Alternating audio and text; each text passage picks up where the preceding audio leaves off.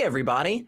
There is a new direct line of communication to God. Yes, folks, that's right. There is a new Pope of the Catholic Church, and his name is Robert Prevost. Now, you may know him as Leo XIV, but to me, his name is Robert Prevost. Mainly because I just think it's kind of funny to have a Pope named Bob. That being said, I would like to highlight a message he delivered back in 2023. He said, "Our work is to enlarge the tent and let everyone know they are welcome inside the church." I love it, Bobby. So let's just take a quick look and see how His Holiness is doing. Let's see here. Yes. In the same year, he said, quote, "Ordaining women doesn't necessarily solve a problem. It might make a new problem." That's fascinating. So a large tent, but one that specifically stops right before women in leadership roles. I'm sure it's a mistake. I'm sure it's just a mistake. So let's check it out. Let's go back a little bit further here. Yes. If we go back to 2012, old Bobby Lyon expressed concern that Western culture was promoting beliefs and practices at odds with the gospel. Specifically, he referenced abortion and, quote, "the homosexual lifestyle and alternative families comprised of same-sex partners and their adopted children." Wow, Bob. Wow. So once again, a large tent, but not one large enough for LGBTQ people and their children. Now, to be fair, he is in favor of helping migrants. He does believe we should do more to protect the climate, and he is in favor of vaccination. And those are all very good things. And I know that already there are some in the Christian nationalist camp here in this country that have labeled this Pope as woke or leftist or whatever that. I don't care. It doesn't matter to me. What matters to me is this. Is he a humanist? Judging by his stances on women's rights and LGBTQ rights, I don't think so. And I don't think that any of us who take the label humanist should celebrate this man. If you disagree, call us, because the show is starting right now.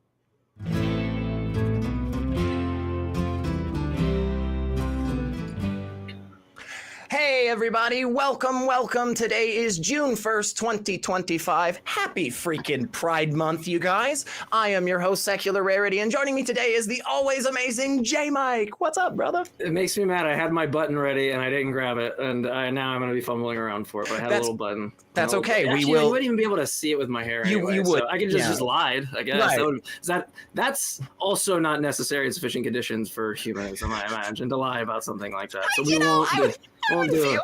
Yeah. No. Put in Pope Bob's territory. You know? That's right. You don't want to be with Bobby. I am. I've probably even already said this on here, but I'm really looking forward to sausage being considered fine during Lent for Catholics. I'm excited. They're not supposed to be eating meat on Fridays during Lent. You know, like they're supposed to stay away from that. But I'm hoping the Pope comes out and is just like, sausage is fine. Sausage. Right? He's from Chicago, right? I mean, come on. Rules. Yeah, come on. I mean, why not? I don't see what's wrong with it. But hey, let's make sure to keep women and queer people out of the church, right? Isn't that great? I mean, I look, here's why I'm saying this. And I'm going to do the things here in a second. I've got some things I got to go through. I got to tell you some stuff, folks. And we got some great calls. We're going to go right into them here in just a minute. But the opening is not enough. You gotta put some meat on the bone. Here's my thing, okay? I understand that Pope Frank just died not long ago, okay? And I'm not somebody that likes to just say terrible things about dead people left and right. But one of the things that pissed me off the most about the time that he was the Pope is that people were saying left and right how much a supporter this man is of the LGBTQ community, of women's rights in general, of human rights as a whole. And I think that is disgusting.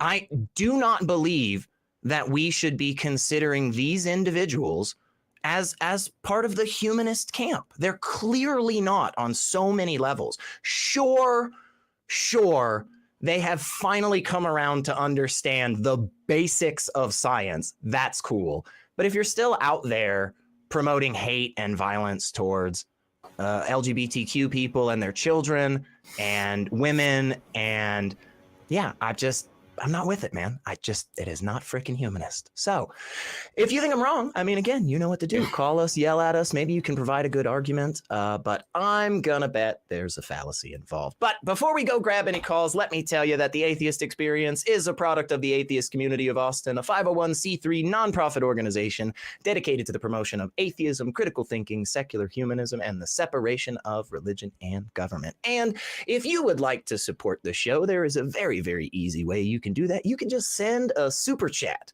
It can be from any amount. It could be like 99 cents, I think, as low as, or all the way up to like thousands of dollars. If you give $1,000 super chat today, despite what the crew says, I will just take my clothes off live on air. I'm already getting messages for that. They're like, wait, they might do that. They might. I mean, I don't know. I feel like for $1,000, they take the money. They'd be like, "Can I get my money back?" Yeah, well, that's true. That's true. You know what? If you send $1,000 super chat, you can dictate what the hell I do. That's fine with me.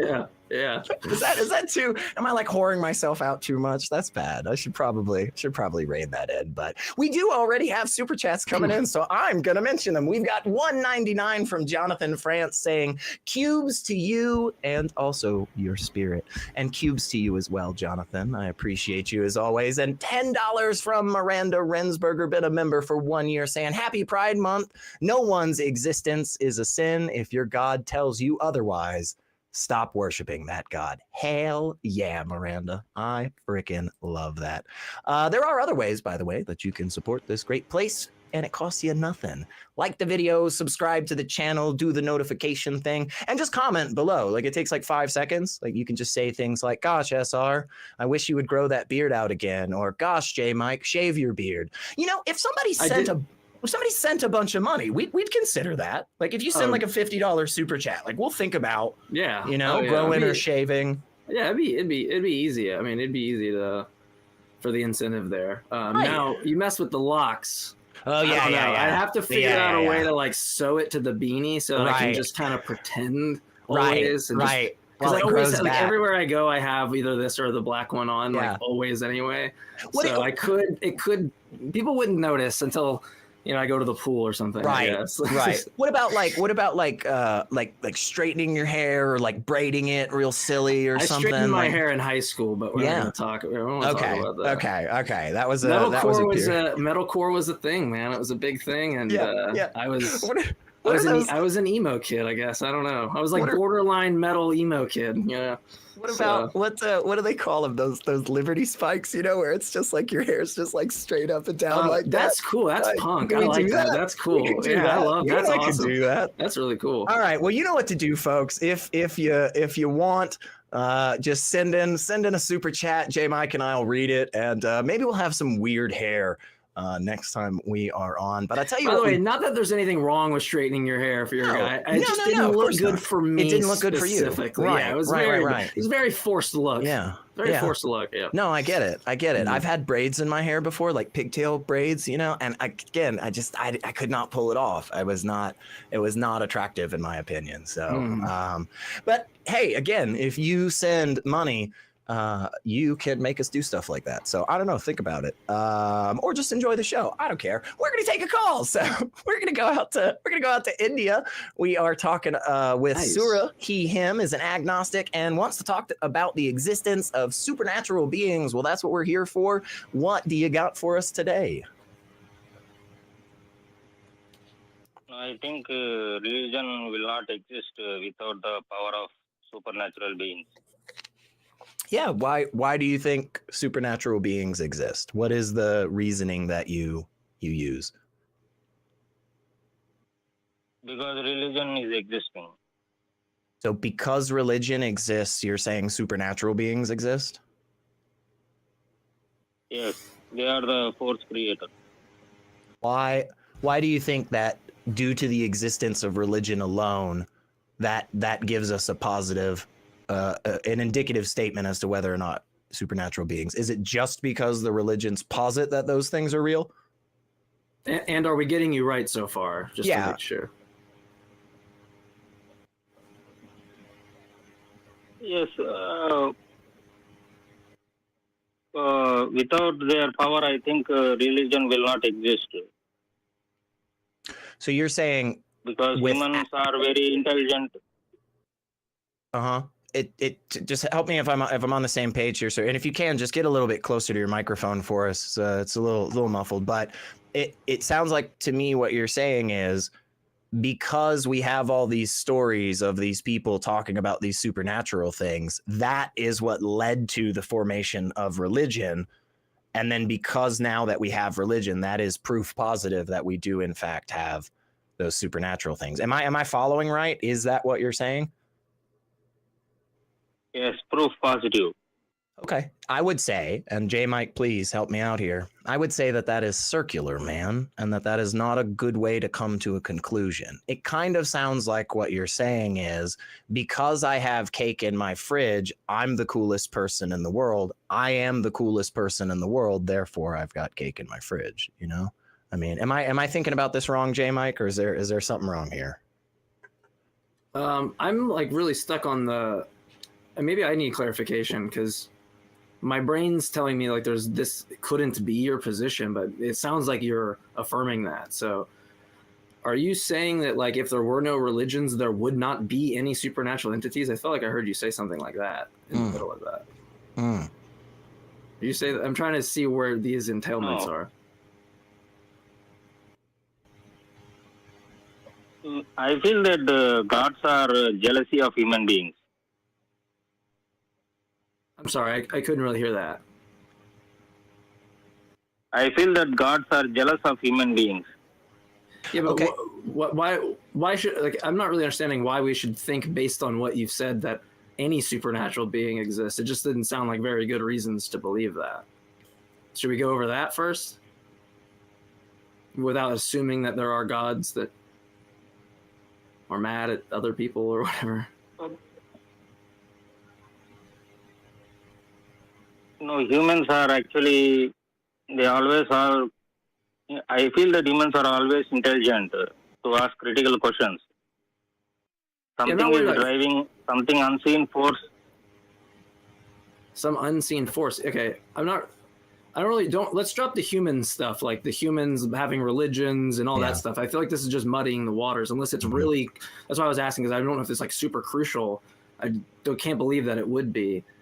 What independent reasons do you think you have to think that a supernatural being exists?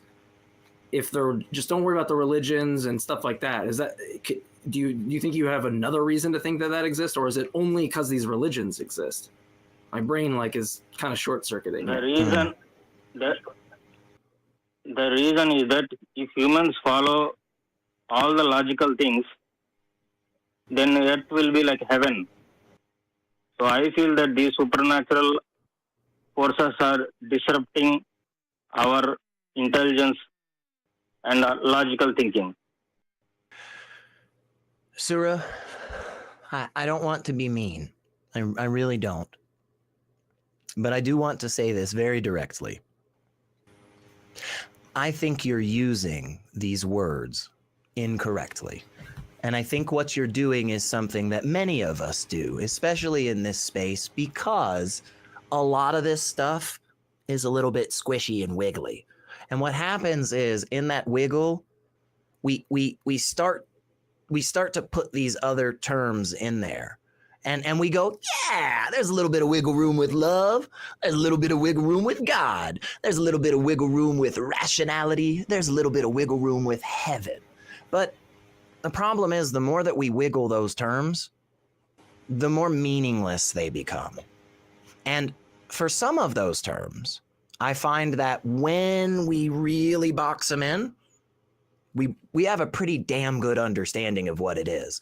Like love, for instance, or justice. I think those things, while not tangible, like this water bottle, they are concepts that, with a little bit of wiggle, yeah, but too much makes them difficult, right? But when we do these things like heaven or God or spiritual, these types of things, the supernatural beings, I don't feel like anybody has a really good definition of what those are.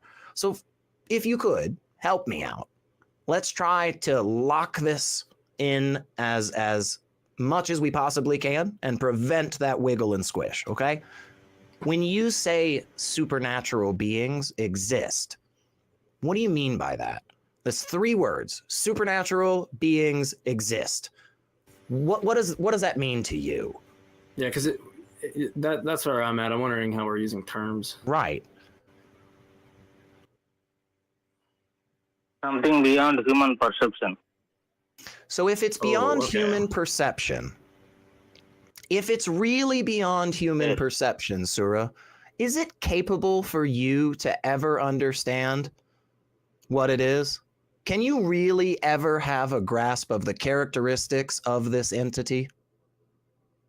I don't think I can perceive of like the world's population. That doesn't make the world's population supernatural. It's like beyond my ability to perceive it.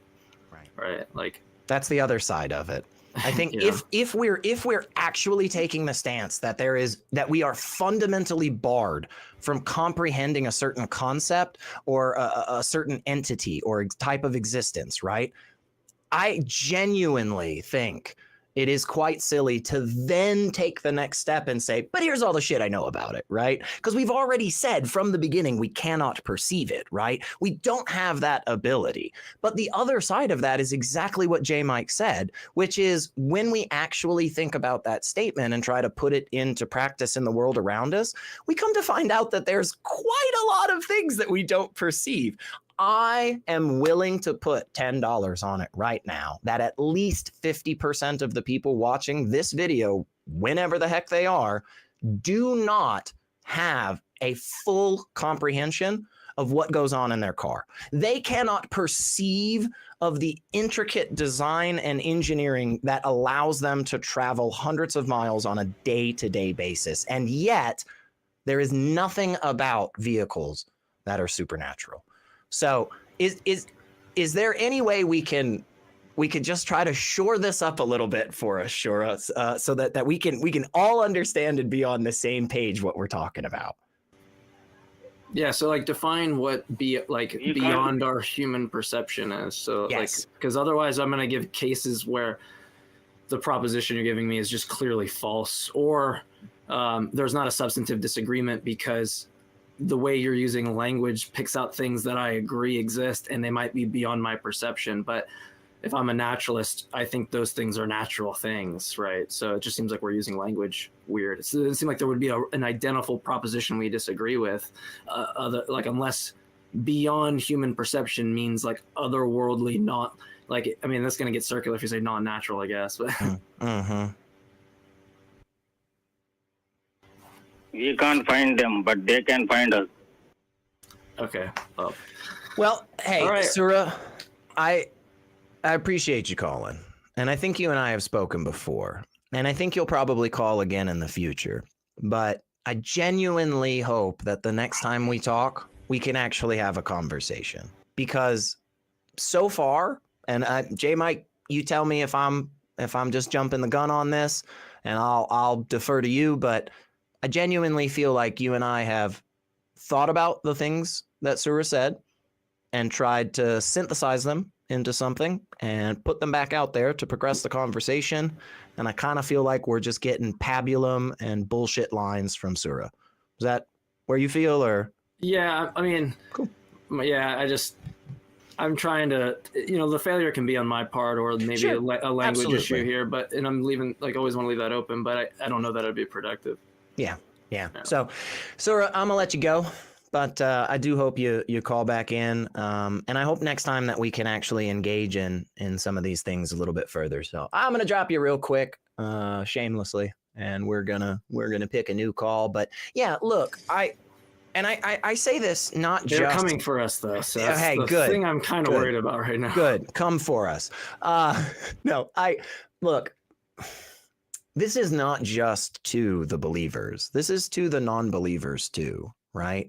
Like if you actually are intending to engage in a conversation, then you need to engage in the conversation, right? I understand that you may have that badass fucking one-liner that'll just shut everyone down. I get it, man. Guess what? We've all got it. We've all got those. But those God don't doesn't exist, and I'm going home now. boom, right. I mean, done, right? Drop that fucking mic. But the goal should be, right? The goal should be for us to actually engage in dialogue and not just attempt to just pull out that fucking one line to stop the conversation. No, keep the conversation going. But if we don't have people coming back at us with the same energy, then that's okay. We will go on to somebody else that does. But let me read some things here first. Let me just double check. I got to scroll down. Yes, I thought we had one. We've got $1.99 coming from Antoinette Baker. Thank you so much, Antoinette. Sending a super chat saying the magic man in the sky can't stop Pride Month. And that is so freaking true. I don't care what Bobby says.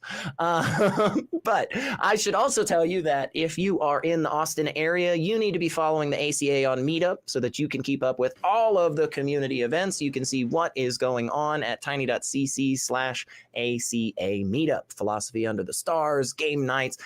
There are weekly watch parties at the Free Thought Library. You can get there at noon and hang out and watch Talk Heathen and the Atheist Experience with a bunch of local heathens and have yourself a blast. I've heard that sometimes there is food. The last time I was there, they explicitly lied to me and told me that there was pizza, and there fucking wasn't. So I'm still a little bummed out about that and cry myself to sleep every so often. But anyway, we are now going out. Me and Ben are working out to like get something set up for the Philosophy on Wednesday, since I'm based in Atlanta. Yeah, I'm trying to do like a Zoom thing or whatever thing we'll use or whatever. I'm trying to do that on Wednesdays. There's a my lot. pinball league that I was in on Wednesdays that shut down because of there's some weird lotto tax thing I think that leaked into like arcade owners, and oh my gosh, very frustrating. Yeah, but weird. Now my Wednesdays are a little bit more open, so I'm hoping to do that, like if not every week, like every other week or something like that, if we can make that work. So well, if y'all are paying attention, that sounded like if you go hang out with the ACA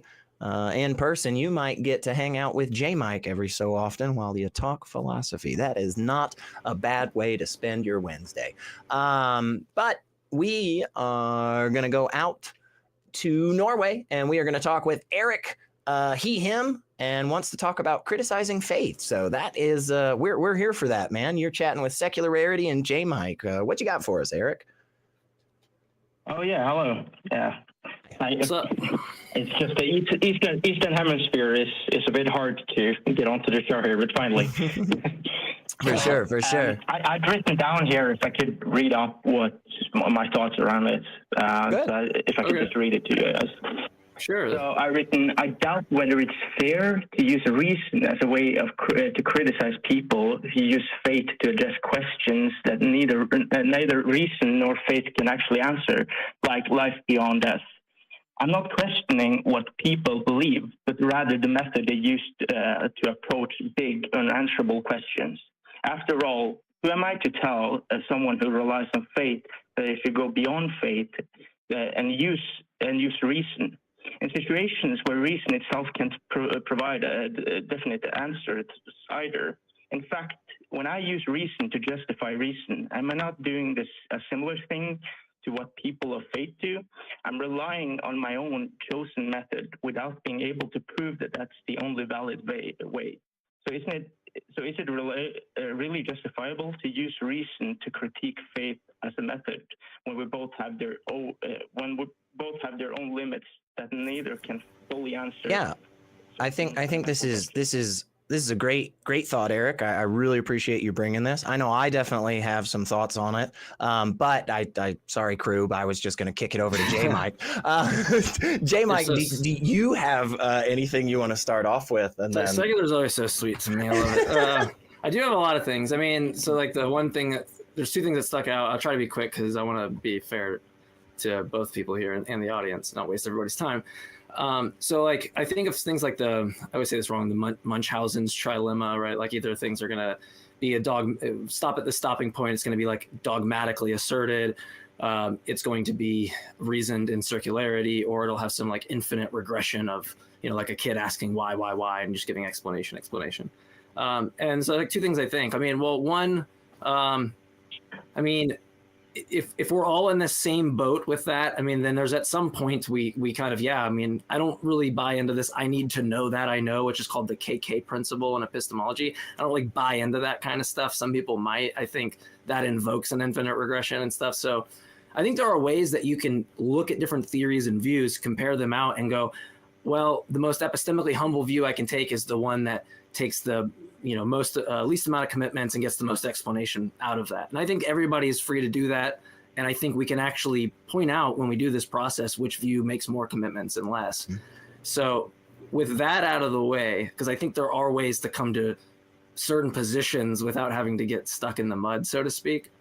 The one thing I want to say about the reason thing is that I'm using a tool. And if somebody is saying that they can build this infrastructure while me and Secular are over here building these houses, with this tool that we use, and we build neighborhoods with this tool, right? And I look over at yours and you come over to me and you're like, there's this other tool that you can use to build these houses in these cities. And I'm like, oh, okay, great. Well, what is that tool? But then the person can't show me what it is or take me to Home Depot and find what aisle it's in. When they come at me with that, I'm just honestly inquiring on how they would get to their position if they're not using this tool, reason, right? But then it's also they're standing on my buildings and my infrastructure and screaming from the top of it, there's this other tool, but not showing. So it's not an issue of saying you don't have this other methodology. At the start of this conversation, I gave one, comparing theoretical virtues, right? And doing more of this, because I don't think you can do much with metaphysical beliefs and stuff, right? I think we're kind of shit out of luck. So here's one method. It might not work very well, but what I get on the other side is not somebody doing what I'm trying to do at the beginning of that, which is offering me some way to figure out whether or not that proposition is likely to be true or likely not to be true. If they just insist it's faith, it's really, to me, they're just kicking rocks in their lot, being there's another tool you guys can use, but you just don't want to use it. And I'm I've asked you. All right, Secular, let's keep building. This guy's wasting our time. That's the way that I see it. And I think there are ways that you can offer this. People in philosophy of science or whatever do this, or outside of philosophy do this. And so that's kind of where I stand. It's just a point of inquiry and then criticism when you don't have anything. Yeah. What do you think on that, Arec? I'll let you shout back a little at us. Yeah, I respect what you're saying. The only thing I don't know a lot. The only thing I've read Kierkegaard and. Don't worry. Yeah, don't even worry about the philosophy stuff. I shouldn't even bring that into it. I'm just as a way to give a method, as a way to offer up, here's something that people might not be familiar with, comparing theoretical virtues, commitments, and explanatory breadth and depth, kind of like a souped up Occam's razor, right? Right. But I think the problem, I would say, with or maybe not the problem with your explanation, but whenever I think of what you're saying, we're still, if we imagine a bubble, we're still just talking about a framework within the bubble. And sure. My problem with that is that it doesn't really have to do with faith either. It's just how to build a worldview. I don't think now I'm thinking. But look, hold on. But do you not agree? I'm sorry to interrupt you, but do you not agree that it would be pointless to have conversations with somebody if they don't play the same rules of the game that you're playing, right? Because I agree at some point, look, chess could be any way it could fucking want to be. We can make it any way with any rules. It could do this or that. It could jump up in the sky and fart out fire. I don't know. We can make up stuff what we want. I guess chess pieces can't do that. It's a bad example. I could jump up and fart and be king me, right? I can make up these rules. We come to agreed upon rules in the game. We don't question it's good to go at this meta level and question this stuff. But when I talk to people, they generally buy into these rules of the game. And I don't actually have to have this meta conversation with them. I just have to follow them around for a day and point out every time that they stick their foot in their mouth, right? Every time, because they're going to invoke these kind of principles. They're going to use induction. They're going to use all the same stuff. And they can do the philosophy game of this, but how do you know reason? KK principle. How do you know your reason? You're using your reason to reason? They can do that, but they don't do that in their life. They never go and do that. And they say they know things and they say they believe things. And so there's some game that we are playing. And I'm not interested in playing a game with somebody that's going to stand up, fart in my face and say, king me. This is not a very interesting game to me. So that's just where I stand. And just to build off of that real quick, Arec, because what JMike was talking right there is exactly where I was going to go. Is this idea you had mentioned? Who am I to tell people about their faith and the reasons they're using and blah blah blah. Well, I think what you are is an individual who has values, right? Just the same as JMike and I have values. Now, JMike and I might take the stance that those are entirely subjective, like that, at the end of the day, there's no real outside of human cognition reason that we should want to be consistent or anything. But this seems to be something that we all give a crap about, man. We want to know that the person that we talked to yesterday is going to stand by their statements and actions, right? And that tomorrow they're just not going to turn around and be somebody completely different, right? If that was how you engaged regularly in your life, you would probably lose all of your friends and family, because that is not a reliable way for us to get to conclusions, right? And so I think you do have the ability. Hang on just a second. I'll give you a second to talk. Just a moment, okay, Arec? I think you do have the ability to tell other people, hey, your method is incorrect based on their standards. That is what I think is the most powerful thing. What you're doing, and what I try to do here, is not to say hey, my just totally subjective, arbitrary way of living life and coming to conclusions. No, what I'm saying is exactly what JMike was saying a second ago. If I follow you around every day for the next week, I'm going to find 14 billion instances where you refuse that methodology that you are now claiming is the solid justification for your conclusion.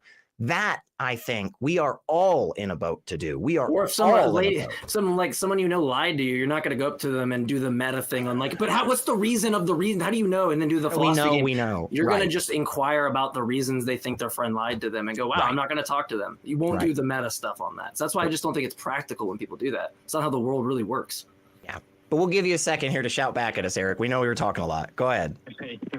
Yeah, no. I suppose the way I phrased the question, I suppose you guys are right. I think if I could slightly skew it a bit, I think. Yeah, take your time. Well, if you use reason within this bubble, and that helps us, and I would agree with that, like you just said. Is there any? I think I have a vast interest in seeing how far can we take this? Can we take it outside the bubble? And if so, where? Okay. I mean, that's interesting. If that's your passion to do, that's an interesting philosophical project. What you're going to do is, go read some epistemology and name the epistemologist who's just stumbled on these solutions for the problem or the criterion. And once you get into a lot of these issues, you're going to go, wow, I don't know anything. There's all these problems. I just fail to think that this is the case. I think what the problem is when you do this kind of bubble thing is there's this language game that's being played at all times where you're mapping on things that you're doing. And there's for my view is I guess you call a naturalist, or I don't think there's any non-natural things, right?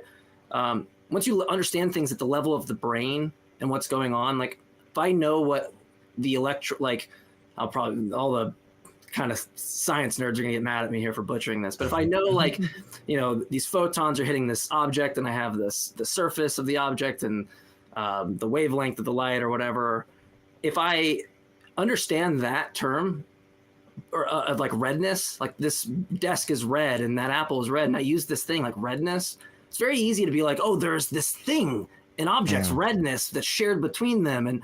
But once you actually understand what's going on in the world, the mystery goes away. I don't need to add this extra thing onto it, right? The mystery just kind of goes away. I think a similar thing happens when we talk about knowledge or truth. I don't think there's this special thing like truth out in the world. I think if we made a statement everything that SR says is true, if that was a real world we live in, he just happens to report all true facts all the time. If for some reason, all of a sudden, we didn't have access to the truth predicate, if I couldn't use truth in the statement, I'd have to go, SR believes grass is green, and he believes the sky is blue, and he believes this, and he believes the Pope Bob, and he believes this, and he believes that. And I'd never be able to quantify. I'd never be able to say this one thing, SR, everything that SR says is true. So we do things with language that help paraphrase things that otherwise would take forever, like the electromagnetic spectrum of light or whatever, right? Now, similarly with knowledge, something like knowledge, it's crazy to me when I look at all of these, or getting really deep behind these bubbles, I have like two choices. Okay, we really don't know anything, and we're just totally screwed, existential crisis. Or I can do what I think what you should do. Look out in the world and look at examples of people claiming to have knowledge or beliefs or reason. And when it's going to be very hard for me to believe, like the grandma down the street who was like, yeah, I know I'm walking my dog. It's very hard that when I go, what are the necessary sufficient conditions of knowledge? And how do you solve the problem of the criteria, lady? When she doesn't looks at me like I'm crazy and goes on her day, like if she can't answer that, doesn't follow that she doesn't have knowledge. Right. It's this weird thing of trying to map onto the territory, and our maps are real sloppy. They're real shitty. We're not very good at it. And so what I think is like these apparent epistemic problems or these reason problems, they might be there, but I'm not willing to like get on the ship until I kind of look at the cases and then go, is this the same thing that's going on with when I use truth as the predicate to quantify over statements? Is this the same thing I do when I say redness to quantify over? That's the kind, I hope this is making sense, but I think we play language games a lot and they create like not real problems, right? Yeah. They're like illusory. Yeah, I agree. I think some of this stuff really goes away quickly when we stop allowing these words to wiggle as much as we let them sometimes. But Arec, give us your thoughts, man, and we'll probably wrap up here in a second. But yeah, what do you think about all this? Yeah, no, I get what you guys said, and maybe like I think the huge outlier here is that I seem to have interest in this kind of weird niche corner that I would like to explore more. But I don't let me take you away from it, because it is interesting. I just have gone down that route, and I'm just like, I feel like I'm wasting my time because it's just clear to me that I know things or believe things and I have reasons for them. Doing it right. What's the reason you're going down that rabbit hole? Because eventually, I don't think it's gonna lead to anything. But I was wondering, as an exit here. Just real quick. I'm sorry to interrupt you. Do you think that there's anything over and above like someone giving you the reasons why they believe? Because I think like this knowledge stuff, it's all confused. Like when you ask somebody how you know something, are you really doing anything more than what is the reason why you believe it? That's really all people are doing. Yeah, no, you're right. Going further than that just seems like what are we expecting? Like what's over and above this that's supposed to be achieved? That's what seems like people are chasing their tail and doing this really weird move where I'm like, in the dialectic, I just want to know what reasons you have to believe. And then my mind is going to have to assess whether those are good reasons. And we are totally not the world on the outside. Right?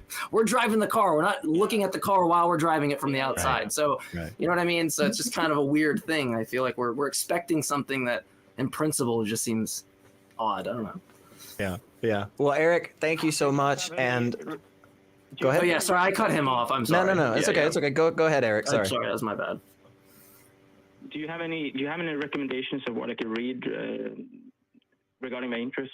I don't know much about Well, you can, I mean, like look into like one thing if you want to just fuck your mind for a little bit is if you've heard of the problem of the criterion, and then look at the particularist and like Methodist types of responses. There's someone that I know named Troy's got a video out somewhere where he kind of goes over his views on it. I don't pretend to understand a lot of that stuff, but yeah, I get kind of, my brain goes wild after that. Maybe that's why I have the view I have. It's easier for me to say that. I don't know, but I mean, this is genuinely what I think. Yeah. So yeah. And Arec, again, neither of us want to push you off your path. We think you investigating this further and trying to get maybe a new type of epistemology, maybe just shore up some of the ones that are there, whatever. We're big fans of that idea. And so, you know, if you do make any really cool progress and you want to talk about it, come back, give us a call. If you go through this venture over the next few months and just find it all completely worthless, call us back then too. I mean, I'm sure we'll have a good discussion. So, but we are going to grab some other calls, Arec. So thank you so freaking much for giving us a call, man. And I hope you call back. I appreciate that. I always love people that are interested in exploring these concepts further. Deeper. Yeah, man, because like it is very highly likely. I know JMike was giving me very great praise a second ago, saying everything that I say is true. He is correct, by the way, and I will just make the statement that I do sometimes get things wrong. So, I mean, I don't know. It's weird. What kind of weird paradox are we in now? We do have. Sorry for the kind of weird mashup of a lot of things there. Hopefully, that was good. You can play it at like 0.25%, and I don't know. Email me. Great. That was and great. I'll explain it because I feel like I rushed through it. Yell at us in comments if you so choose. But we have a couple of super chats I'm going to read, and then we're going to grab some more calls. We've got $5 from Isaiah S. saying, people are so silly. Pride comes before summer, not before a fall. That's right. That's good. I like that. That's funny. Then we've got Inglaba. Inglaba? Yeah, it's a good name. 5 pounds saying the thumbnail showed SR and JMike hugging very romantically. I sincerely hope you guys are a couple now. Love from an Italian in Scotland. What they don't know is that when we were in Austin together, we were living together briefly. We were. And we were like at each other the whole time. Like, God, I can't believe you get out of my space. Ugh. It was intense. And right before that photo, like Greg and Vern, they were like, you have to pretend that you guys really like each other. Right. And like, it was really hard. So they eventually just had to I had to hug a post and he hugged a different post and they kind of just mashed it together. Yes, it was green screen entirely. This kind of back and forth that we have is entirely work related. The moment the cameras are off and y'all are people not don't watching. know behind this, just to pull back the curtain, people don't know me and Secular have a great time when we're hanging out, so I'm looking forward to it again. So it'll be really good. I know that it hasn't been announced just yet, the dates, and but the Bat Cruise is gonna be happening. Yeah, me and the Scott summer, are gonna be. So yeah, we're gonna be having clubbing. fun. I don't know. You can tell I've never been clubbing before. Yeah, me either. Me either. Right. Yeah. I just kind of stand there with a drink in my hand awkwardly, but whatever. But yeah, y'all be paying attention because the moment that gets announced, you're gonna want to grab your tickets because they sell fast. We do have one more super chat, and I'm gonna read that, and then we're gonna grab this theist call. So Rajin, hang on, we are coming right to you. We got $20 from That God Fucks. I like that name. Nice. All this talk about the host today and that thumbnail and the sweaty prophet stuff in chat. I am very aroused. That is what our super chatter has said. That God fucks. I'm wondering if that's like a Silicon Valley reference I mean, I know it's probably in several different things, but that was the first I heard it, and I was like, that's funny. Well, that's funny. I love it. I hope you guys are having fun in the chat. Look, I am not going to yuck anybody's yum, and if this is how you get your rocks off, then you just keep rocking, I guess. we're gonna take a call before the crew yells at me even more. We're going out to New York. We've got Rajin, no pronouns given. We talking with a theist, wants to ask about the science-based reasoning for the lack of God's existence. Well, hey Rajin, you're talking with SR and JMike. Are we right? Is that kind of what you're asking about today? Yes, that's exactly what I'm asking. And thank you for having me. Appreciate it. Yeah, thanks for being here. I'll give my kind of thoughts real quick, and then I'll kick it over to JMike, and then we'll give it back to you so you can tell us how we're wrong or whatever. But if somebody comes up to me and asks this question, like, "Hey, SR, what's the science-based reasoning for the lack of God's existence?" Honestly, the first thing that I'm gonna say is, well, there may not be one. It kind of depends on what the version of God you're talking about. So I think that's a really important place for us to start. There may be a logical reason, as opposed to a science-based one, but it really all depends on the version of God you're talking about. But yeah, let me kick it over to JMike, and we'll give it right back to you, Rajin. Yeah, my views don't really.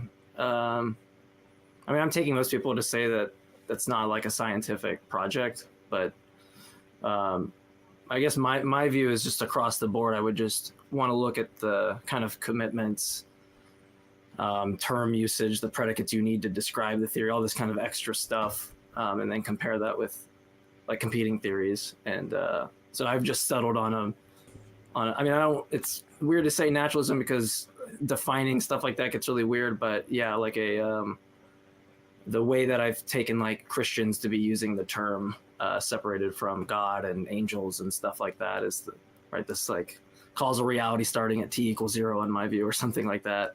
I'm just going to compare those views to that kind of a view, and so I just have more of like a positive argument, like depending on what we're talking about, and be like, oh, okay, I think my view can actually better explain that data, and you can just shave off the God part, and so you're left with this view. Hopefully that makes sense. I think it was a bad way of explaining it, but yeah, I was following. You got kind of two different takes on that, Rajin. What do you think? What are your thoughts?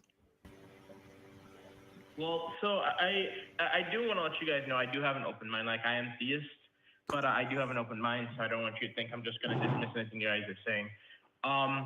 I think you defined it very well, that we do need to identify what we consider God. And I'm Christian, but I do recognize a lot of the Christian things are not provable. So I'm not going to act like, oh, Jesus' birthday was on December 25th or anything like that, because that's just unrealistic. But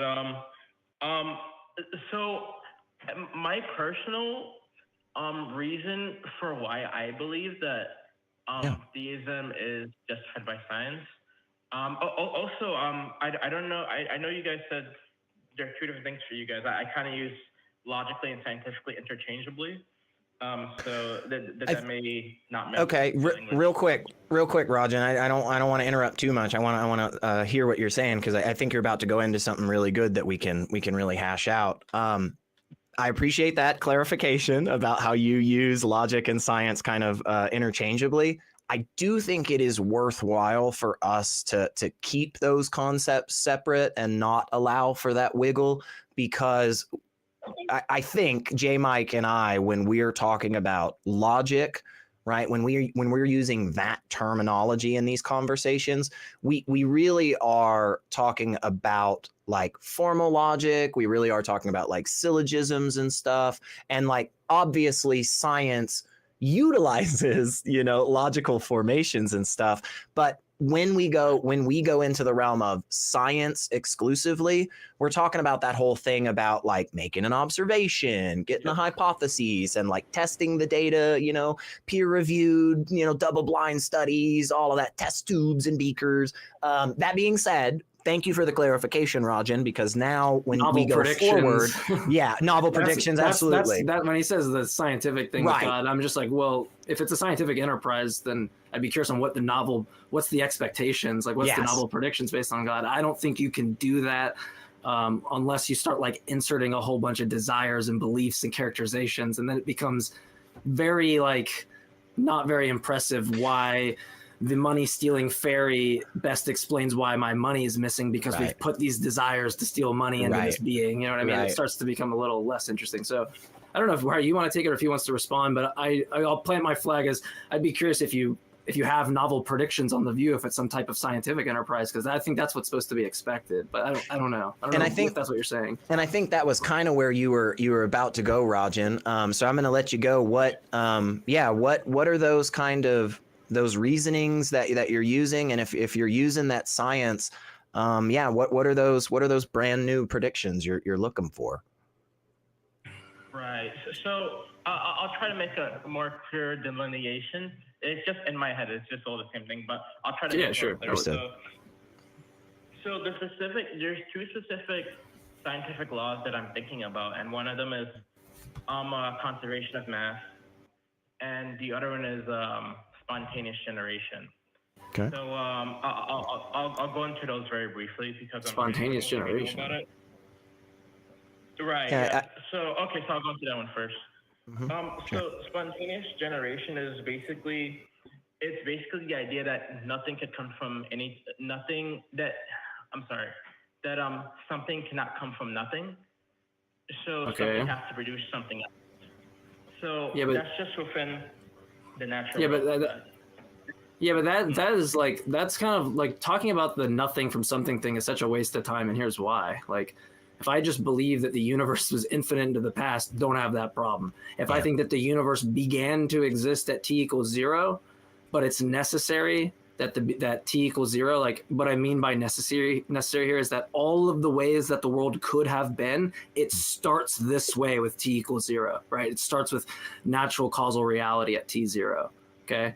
Now, in that view, there isn't anything prior, because all worlds that could have started start that way, and there isn't a prior moment. That is the beginning. To say it's prior would just be like nonsensical, right? because that's the beginning.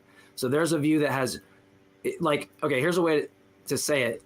Like, it doesn't come from anything, right? There's not a state of nothing. The same way if I said, like, there's no one at my door, I'm not saying there is a no one at my door. I'm saying that there isn't any person that satisfies the conditions such that there is a person at my door. And the same thing I'm saying, there isn't a state of which that satisfies the conditions that the initial state exists. The initial state exists necessarily. And that's going to be a very non-objectionable move when I'm talking to theists, because they do the same thing. They place the same necessity chip on their God, right? So I'm just trying to parody I'm trying to parody the view and show that my view is going to make way less commitments, and it's going to explain the data at least equally as well, but if not better. That's kind of my whole MO. Yeah. What do you think? Right. So I think it cannot be dismissed, and the reason I say that is because what do you mean it can't not be dismissed? Hold on. I'm offering you a view that there isn't a state of nothing. So if you have worries about that, and that goes into your argument, I've just gave you an undercutting defeater for that argument. There's a position that holds the proposition gods do not exist, right? That's the view I'm holding, some type of metaphysical naturalism. And then you are pointing out this thing, but I'm giving an undercutter defeater for that. That's not a view that's entailed by atheism. I just gave two views that don't entail something coming from nothing. So this would be like me talking about a Pepsi right now. It's a waste of time, right? It has nothing to do with anything. And before we go on, I want you to acknowledge that point, because I will refuse to move on to any other point until we acknowledge this point. Right. No, I see the point. I just don't. So the point that you illustrated. Can you repeat back my point as best as you can? Because I just want to make sure we understand each other. No, of course, yeah. No. That's perfect to say. So you illustrated a world of t equals 0, where the beginning is just a state of the world just being. So there needed to be nothing that had to precede it. So I do see what you're saying. Did I get that right, just in case? That's true. That is right. That's good. It's accurate. It's just that I have this qualifier that. So, like, let me ask you: do you think that God could have not existed? Like, it was possible for God to fail to exist at the beginning or eternally, right? It could have been a world without God, or do you think it's necessary that God must exist? Just so I can get a slight understanding on your view before I go back to mine. So I would say God must exist. Great, that's necessity. Great. Yeah. So notice how in all possible worlds, the world starts out with God, and then he either decides to create or doesn't. Right. There isn't a state of nothing prior to God, right? I mean, well, in yours, you have this initial item, maybe he's eternal or something like that, and that's fine. But then you have an infinite regression, so there's not going to be an issue with an infinite regression on the other view that I offered. But notice how in both those views, God exists no matter what. The initial state exists no matter what. So if you turn around and ask me, but did it come from nothing? You're asking me for a what? And I'm going, you either aren't understanding or you're pulling my leg. So I want to, are we clear that this whole something from nothing thing is like a red herring? It has nothing to do with like showing that, like atheism isn't true or that God exists, because it's just both of our views don't have this. So there's like no point of talking about it. Right. So I definitely fully disagree, and I'll tell you why. Okay. This is a very, very, very hard burden for you to meet. Well, I'm just. Can I just get a second to talk, because I didn't. Of course. Yeah. Sorry. I'm getting excited because I can't believe somebody would take this. No. I love to have this conversation because I've honestly been looking for a scientific justification. I couldn't find it, so I'm very glad I ran into you guys. But, Yeah. Go for sure, it. I'm not providing scientific justification. Yeah. I'm just trying to undercut what your initial reasons are. I'm just trying to show that they're kind of like talking about a Pepsi. It just has nothing to do with anything. You said, Rajin, that you disagreed with what JMike was just laying out. I would say in large part, JMike and I are on the same page here.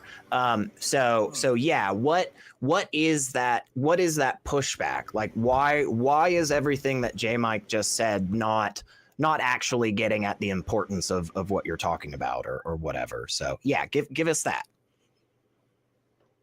So again, like the idea of spontaneous generation, it basically says that the natural universe the way it is could not have made itself. So the idea that he was saying where the universe just existed it doesn't make sense within the confines of what's capable in the natural universe the way it is. So what I'm asserting that God is a force outside of the laws of the natural universe. I don't know what's before him. I don't know what's after him. But I'm just saying what he is whatever could set the universe in motion. Or the first one, I'm pretty sure. So let me point out something that you said right at the beginning, and I hope this is clear. And you know, as clear as my face as I turn into an ethereal being. I know. Away. You're like disappearing right in front of us. But so one of the things that you said right at the beginning, Rajin, was you said that the universe couldn't have like made itself from itself, right? Do you understand why that falls foul of the same thing JMike was just presenting a second ago? Because what you're doing in that scenario is already accepting that there was a state of existence before time equals zero. That's what JMike was saying. So the idea that the universe came out of itself or the universe made itself or anything like that, that's not entailed in our views here. That is not something that we have to contend with, right? And honestly, in your view, you don't either. This is not something that anybody in the conversation actually has to account for. Does that make sense?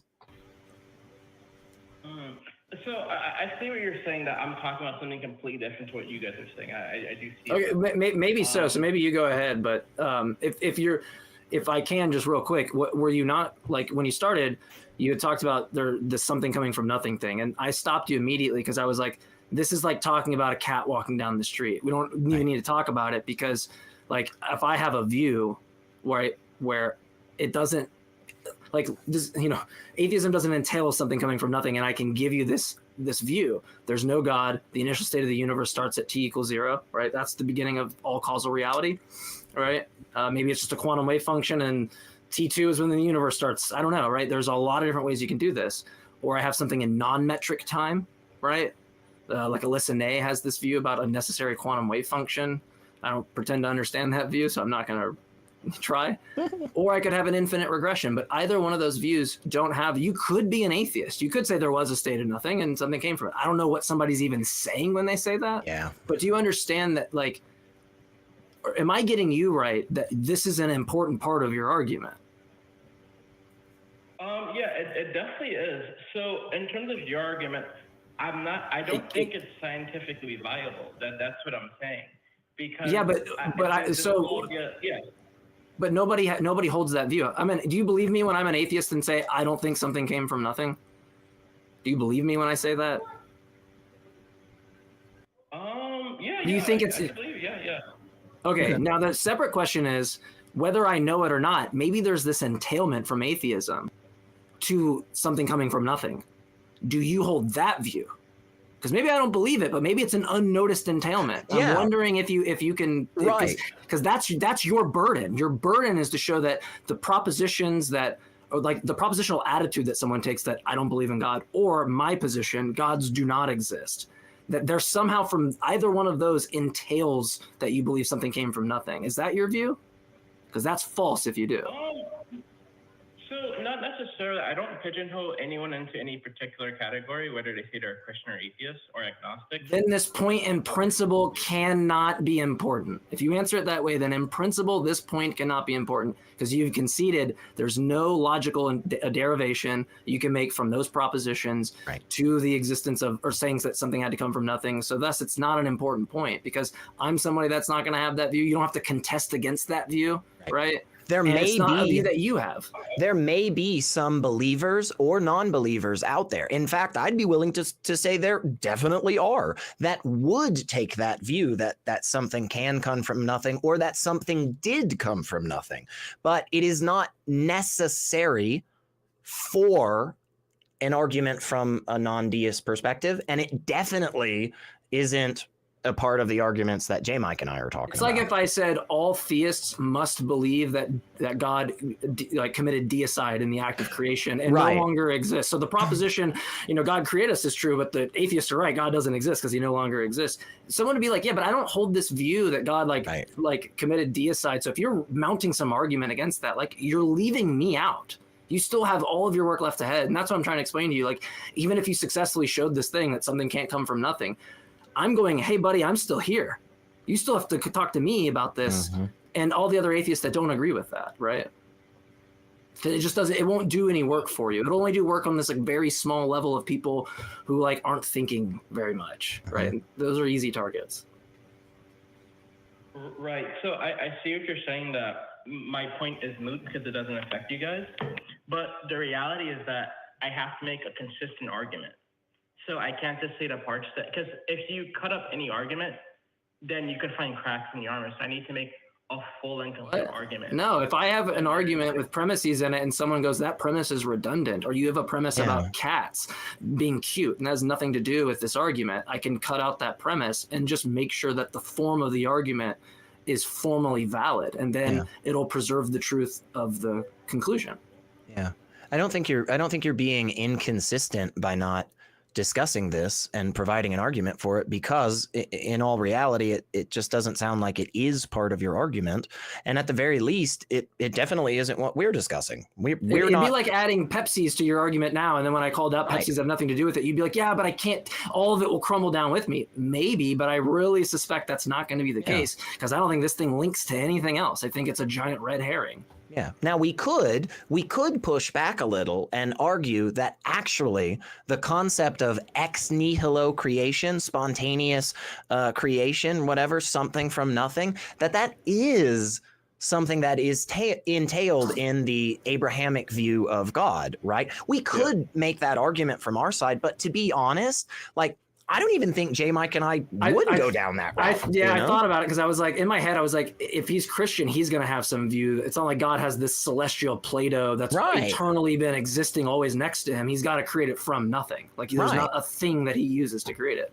Right? It's from no thing. But at the end of the day, right, exactly. And at the end of the day, it just sounds like at the very least, all of us, this just isn't something that actually moves the needle really big either way for us, What I would love though, Rajin, because we do still have a little bit more time. We've got a couple of other great calls and we are going to get to them in a bit. But I'd love if we could just a few minutes just kind of hashing out. It sounded like you have some maybe scientific based or logical reasons that you accept the existence of the Christian God.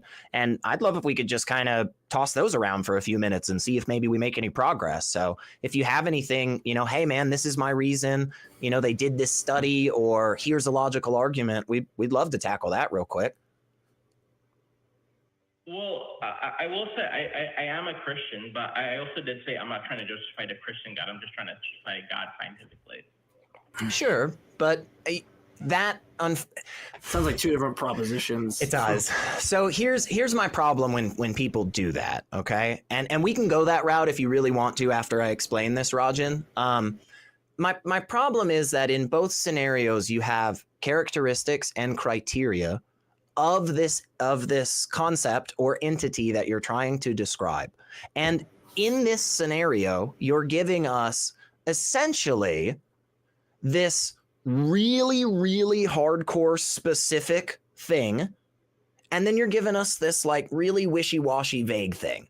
And when we push back on the real hardcore specifics, you retreat back to the wishy-washy vague. That is known as a Mott and Bailey.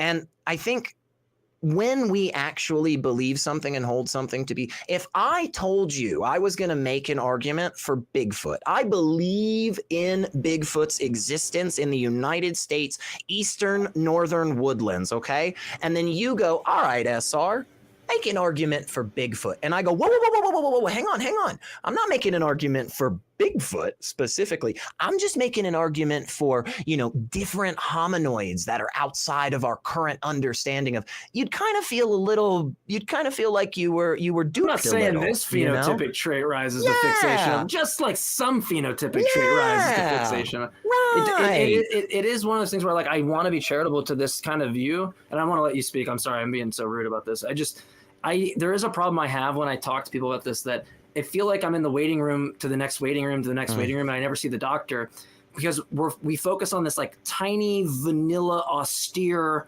version of God in the corner of the room. But like when I'm doing my view, like, I mean, this isn't about me. It's just something in my head that goes off. Is like, I'm trying to compare the views, and it's best to put as much of the view on the table to know if I'm not being like doing this too early, like, right.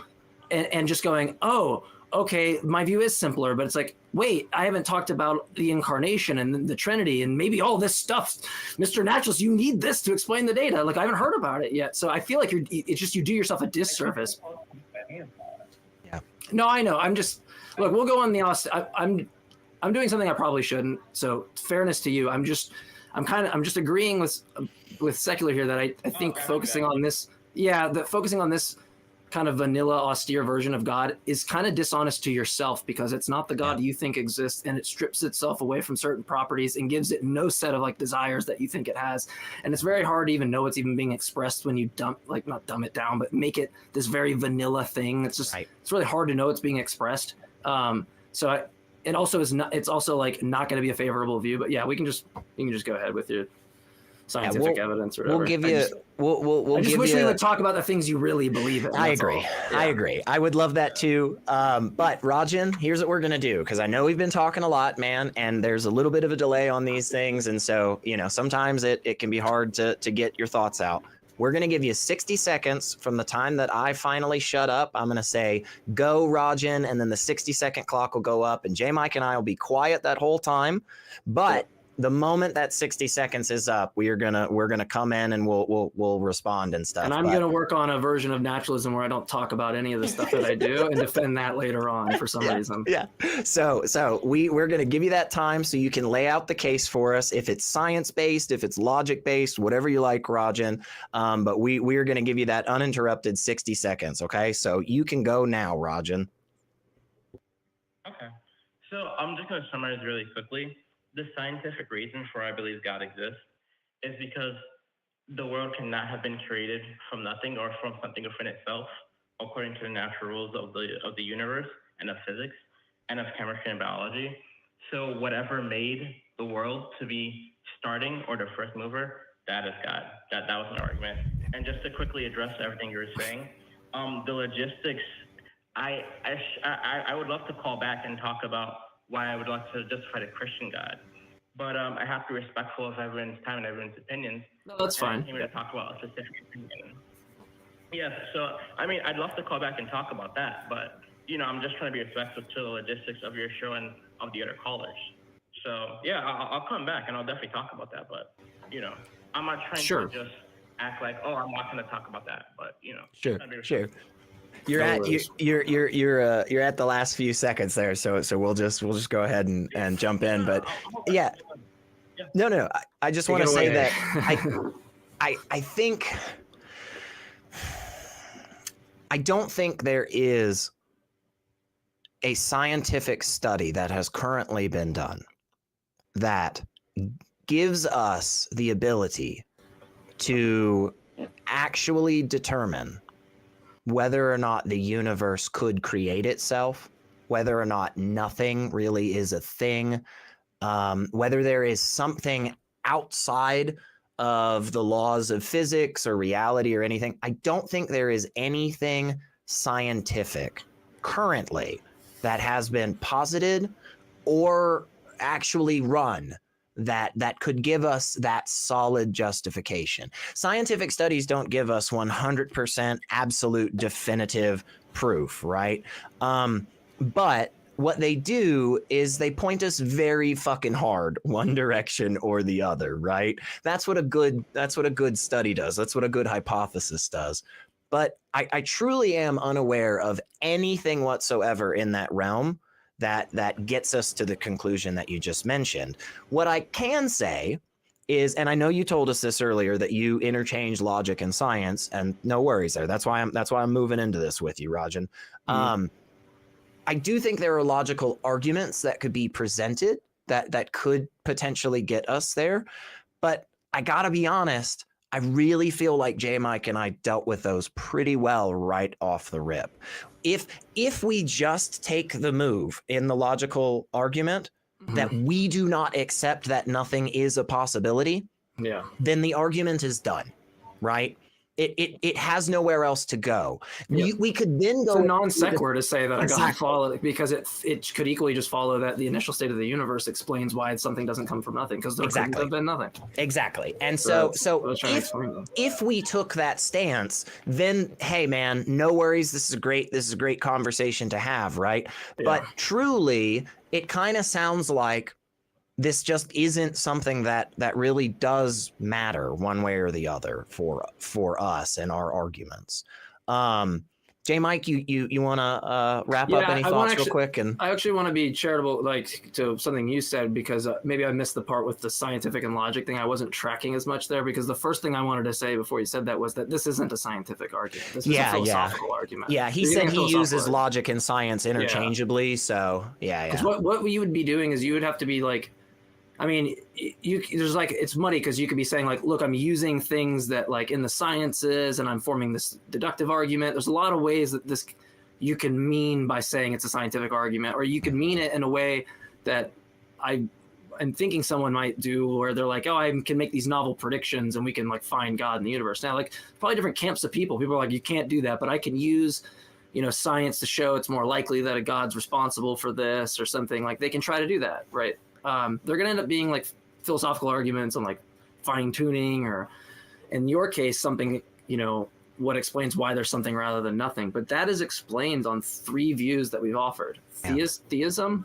it's explained on the view that the beginning of the universe is necessary, or even brutally contingent, I guess. In some worlds, maybe there is just nothing, right? I don't know. But, or there's this infinite regression of previous states, right? And on either of those views, you don't get, it just doesn't follow. Like, if you're like, one, it seems like it's question begging because there's someone that made this, and that assumes the falsity of someone like my view, because I don't think there was someone that made this. Now, that language might just be like, how did this come about, or something like that. But this argument's not gonna get you there. I'd look into like other arguments that theist philosophers have proposed to kind of see where this one stacks up against them. I don't think, I've never heard a good argument. They might exist, but I wouldn't put this in the camp of a good argument. In fact, no offense, I would say this is a bad argument because it doesn't do what it purports to do.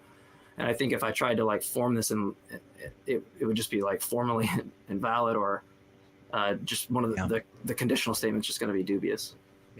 Yeah, and I'm with that too. Rajin, I am sorry, but we are gonna just drop you like a hot rock. But that's only because we've been talking for about 30 minutes and we got other callers. But dude, I got 18 minutes. So right. Yeah, this was really, really good, and we really appreciate you. So please give us a call back in and hang out with us in the future, and let's hash it out. Let's get to the Christian God and figure out whether or not that is true, whether it's logic or scientific. We love the conversation. So thank you so much, Rajin. We really, really appreciate it. This person has been waiting on the line for a while, so I am going to try to get them in real quick. We are going to Mexico. Rostaman, him, has a question for JMike about metaphysics and ontology. So this is for you, JMike. I want to try to get this in before you got to bounce. Hey, Rasta, you are talking with SR and JMike. Can't promise I'll have much here. Got the best hair on the internet with these 2 hosts, I'm telling you. That's right. Oh, thank you. They're metaphysically the best, whatever that means. I'm still trying to understand what metaphysically really means, as it's used by so many different ways. I'll keep it real short since you only have 18 minutes, and let's get to the juicy DS calls. Yeah, no, take your time. We got Scott to come in and field some calls, or however secular can go. So yeah, no worries. Take your time if you need. That's all right. No, I'm equally confused. Let me give a quick background. And JMike, I talked to you briefly once on an after show on Discord. Kind of picked your brain a little bit. But I'm a software developer, and an electrical engineer also. So, and also in college, I had courses in logic, or a course that had some logic. You can't know the hardware and then say also. I can't put myself in that camp with you. I can't even get my webcam to turn on. Yeah. From CS and EE training, I know a lot about truth tables and logic. Oh, awesome. That's great. Software domain. But I can thank the precepts for the last year, if I can thank them for anything, to kind of pique my interest in philosophy, which I never really had as a, left brain engineer. And so I've developed that, and JMike, and also SR, and you other guys that everybody's, that does atheist shows, or, from precept calls and et al., you're going to have to deal with logic and philosophy on a certain level. Mm-hmm. But so it's funny how they don't really know it though. They're like the worst at philosophy. So that's why they're like literally like across the board the worst. So as I was learning a little bit more about it, and intuitively, I thought, well, ontology. And as I learned more about ontology, none of us have a direct access to ontology. I was looking in the SEP. After that, I was kind of surprised, like, wait, ontology, that's a subset of metaphysics. I don't know if they call it general metaphysics or something like that.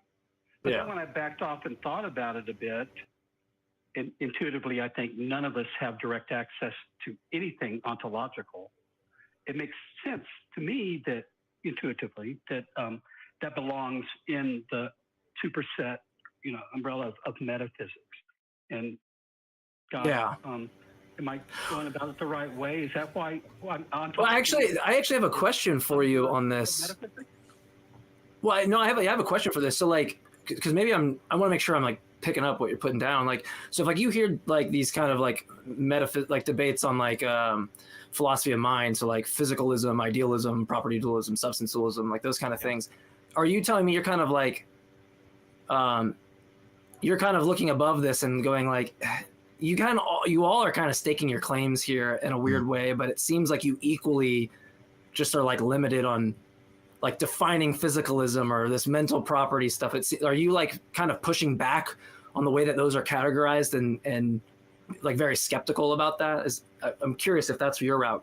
Not necessarily, but as I learn about nominalism and physicalism, and I'm definitely not an idealist, but conceptual. Yeah, I'm just wondering if you're like pushing back on these like carvings and stuff ontologically. So I'm not pushing back on it, JMike, per se. Maybe not at all. Still trying to study more, but I'm not going to really categorize. We can bleed over to different categories. So I can be a nominalist and still, think axiomatic principles are real.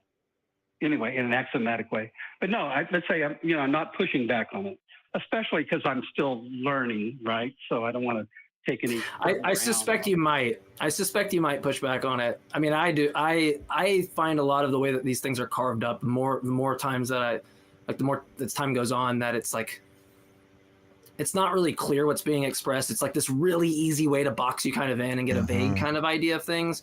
And maybe there's something more substantive in the physicalist, idealist kind of debate or whatever. But the reason why I'm dubious about this is because like when I go to compare the views and I want to know what view's better, I think the point that we compare on this like philosophy of mind stuff is input of perception.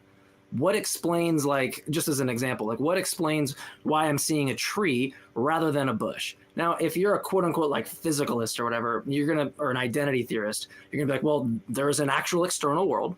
There's actually a tree. I have neural processing. It furnishes my content. There's this nice relationship. Somebody has some mental disorders or like, schizophrenia, or like they hallucinate or something like that. It'll explain at the level of the brain why they see this rather than the stuff we see. And you get this full, nice explanation. When I talk to idealists, I've started to become like dubious about this, that I'll talk to people who are like analytic idealists, the Bernardo Kastrup types. And it's not clear that there's actually any difference between our view, because I'm like, oh, you're an idealist, so you don't think there's like an external world. There's just these like mental representations. And it seems like you get into this weird skepticism. They're like, no. I do believe there's an external world, right? There's these mental stuff and they furnish our content. The tree furnishes my content. That's why I see that. But when we drop the labels like idealism and physicalism, and I give you kind of the story of neural processing and a tree furnishing my content, that's what I'm talking about. And if there isn't a substantive difference, then the thing that I become skeptical of is like how we use these kind of ways of categorizing beliefs that it makes it feel like we have some real substantive difference, but I don't really know that there is. Now, obviously, like most idealists, there's clearly something going on that I don't believe in because they think that like there's just this mental content, right? And they can't explain why it's that way rather than another way. I think unless I'm looking at it or something like that. Yeah, or you get like the Berkeley, and you get into these weird skeptical scenarios. But I get really weirded out when I'm like, oh, I can't even use my objection that I usually use against idealists against this guy, because it sounds like he's saying all the same stuff I'm saying, but he's using the term idealism or analytic idealism, and that's where I start to become like kind of dubious on certain ways it's cashed out. And I'm like, okay, fuck the label, like me calling me this or that. I'll just explain to you what I mean, right? As a nominalist, I'll just tell you what I mean. And that, like, if you listened earlier in the call, the redness example or the truth predicate example I gave, those are examples I would give on why I'm a nominalist. I don't need to like give an argument necessarily. If someone really wants it, I can give that, but I can explain what I mean and why I believe what I believe. And I don't need to like, I'm trying to use less of these terms, and I think the audience is like celebrating, like "fuck yeah," because it becomes a little bit weighted down of nothing. There's really nothing there sometimes. Yeah. Well, philosophy and philosophers are fucking a lot of this up. Man. Yeah, it sucks. Some of them are great. Yes. I say 5% of metal is fucking awesome, but 95% of it sucks. Unfortunately, sometimes people get a little high on their own farts, don't they, Rasta? But we appreciate you, man. We are gonna let JMike get out of here in just a minute, so we're gonna let him say bye. But thank you so much. Did you have like just real quick to make sure there wasn't anything that like I talked completely over you on? I'm so fucking bad at it. I gotta be better. But is there any like? Did you say your piece? Because last time you were a little more reserved. So no, I'm building up my knowledge. So I just want to give a little foundation, JMike and SR. You guys really awesome. Got me to think about, and I'll call back and we'll talk a little more about this. I appreciate it. Yeah. I'd love to get more of a personal connection, maybe through email or something, and we can. No one's taking me up on these offers as I knock my mic off my desk. No one's taking me up on these offers. That email. Well.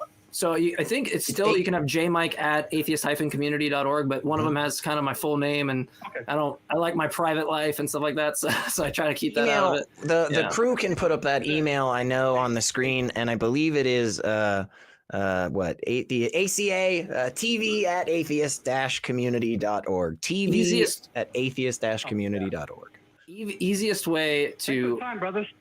Yeah, and easiest way to get to me is _JMike on TikTok. If you want to hear debates that I'm in, that's usually where I'm at debating. And you can join the panels and we can have a great time. Yeah. Well, thank you so much, Rasta. We greatly appreciate you, brother. And we are gonna JMike, I appreciate it. Thank you so much, man. Appreciate you, man. We're gonna move on, but before we do that, we are gonna say a hearty farewell to our wonderful, wonderful co-host, JMike. I almost did something that Greg would have gotten mad at me for. Don't get us in more trouble. Don't get us in more trouble. Yeah. So, thank you so much for being here, dude. And we always love having you, man. You always bring a lot of really good stuff. And everybody in the comments below say nice things to JMike or I don't know. Say mean things to him. He's a big boy. He can take it. Sorry for jetting out at 7. I'm doing it. Oh my God! I almost said I'm doing it with Seth Andrews in a few weeks. I'm doing the show with Seth Andrews in a few weeks. Hey, Seth. That's right. So I am going to try to, like, as long as Seth's got the endurance, I'll try to make up for it on that one. I'll talk to Seth before and be like, how much time you got, man? I'm going to see how much I can milk you for. You guys heard it. JMike's agreeing to do a 24-hour AXP episode solo. The crew is loving it. Actually, you know what? Before I go, if I can we show the crew and how awesome they are? Hey, that's a great idea. Let's see if we can get those wonderful people up. They are are constantly Here are the working people that behind will- the screens. They do all kinds of stuff like video operator, audio operator, And note 24-hour takers, live call streams for us. 24-hour That's what we'll be live doing. streams. Get ready That's for right. that, guys. You can see the thrill and excitement on each one of their faces for that new job that they have been voluntold for. So seriously though, that crew is amazing. It is a whole bunch of people, and there are a bunch more people that are doing work all the time that weren't on the screen there. So thank you so much to everybody. JMike, thank you, brother. Thank and we're you. gonna have to do this again. And yeah, man. Until then, I guess get the fuck out of here. Yeah, you're in good hands. My brother Scott's great. I love Scott. So. Yeah. Thank you, man. Have a All good right. one, brother. See you guys. We are gonna, of course, bring up our wonderful, wonderful backup host. We have with us today somebody I'm sure you're familiar with because he's always here making phenomenal arguments. Scott Dickey is in the house with us. My brother, are you around? Are you here, Scott? Are you in the room with us? Are you here, Scott? I'm a spirit in the background. Right. I can hear you. I don't know right. if I can't see you right now, but I believe that you are in fact here. Hey, there you are. Look there at I that. am. Whoa, hey, all right. Up until the moment at which you popped up on screen, that belief was unjustified. I just want to let everybody know that even us skeptics and atheists, sometimes get it wrong. But well, I'm glad you had enough faith to believe that I was here and that I was going to come through. That's what it was. I was praying. I had my rosary. I lit my candles, all that shit. And look what happened. Look what happened right here. Proof. We have a couple of other good calls we are going to go to real quick. All right, let's dive in. I think they're going to be nice and fun. So we are going to head back out to India. We're going to talk with Dave, he, him. As a theist wants to talk about undiscovered science. Well, hey, Dave, you were chatting with SR and Scott Dickey. What you got for us? Hello. Hey. Hey, Dave. What's up? Yeah. So I believe that science hasn't been fully discovered. There are certain aspects of science which are yet to be discovered, and the kind of effects that those things will have on our human soul and body and physical reality, we don't know. Nobody knows because it's not out up till now. It's all a secret by the government. They have their own research lab. The coronavirus was one of the biological examples. Wait. Hold up. Dave. We don't need to speculate and talk about, weird conspiracy theories, right? Okay. Germs are real. Vaccinations 100% work. This is not in question anywhere in the world, okay? This is a well-established fact that we have actually known for thousands and thousands of years, okay? Let's not worry about any of that. Let's go to the thing that you called in to talk about. But help me, okay? Clarify for me, because I'm of two minds right now. There's one part of me that thinks what you're saying is something akin to a quote from a man named Arthur C. Clarke. And that quote was that sufficiently advanced technology is indistinguishable from magic. That quote is not saying that magic is real. It is simply saying that once technology gets to a certain level of sophistication, it is fundamentally impossible to figure out the difference between that technology just working flawlessly and us not knowing about what that technology is and what people say when they talk about magic. That's one side of it, okay?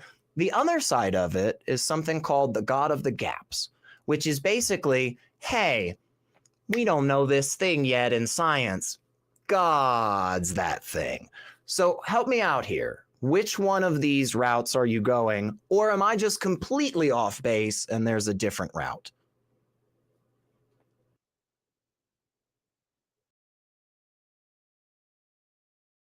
You still with us, Dave? I would say You're not muted. The first one. Okay. I would say the first. Okay. So then let me just go into that for a second and just say that what what that concept is getting at, that Clark was expressing, is not a justification for accepting magic, right? What he is saying there is that because of the inability for human beings to differentiate between super crazy, awesome, advanced technology and magic, that honestly, it just makes more sense for us to take the stance of super advanced technology. So Arthur C. Clarke's quote there is not a justification for belief in magic, the supernatural, divine things, or deities. Does that make sense? Are you tracking?